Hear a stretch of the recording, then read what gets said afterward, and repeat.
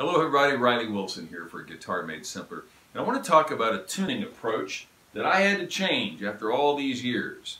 This is my old Gibson guitar owner's manual that came with a Les Paul I bought in the mid-1970s out of Manny's in New York City. And they would have you do intonation, which is setting the adjustable bridge on a guitar by hitting the open string at the 12th fret and then the fretted note and compare that.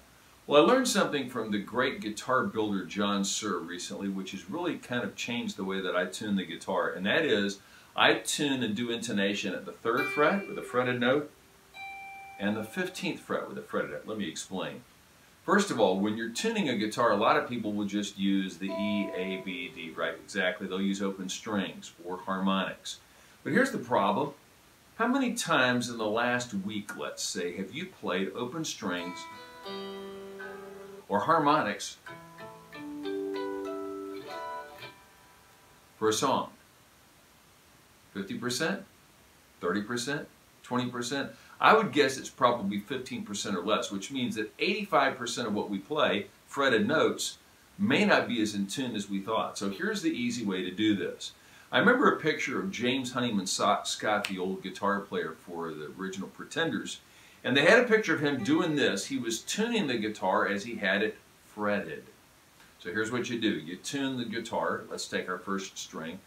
Tune it at the 3rd fret and make the G. We're using a chromatic tuner when you do this.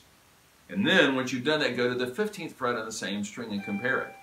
The rules are the same, and that is flat, forward, sharp, backward. So if I play the G at the 3rd fret and it's in tune, but then I play this note right here, and let's say that I've got, where's my little, should have had this taken care of earlier, right? Let's say I've got my little Seiko tuner, right? This is an older one, but it lets me tell if I'm right on, a little bit flat, a little bit sharp. This one is cool because it actually has kind of a sweeping second hand. So it might say that my 3rd fret is tuned, let's say, to 0 or 0, 1. But when I get up here, it might say -5. Okay, so that means that this note here is flat. If this is flat, I'm going to move the bridge forward. So it's going to flat forward, sharp backward.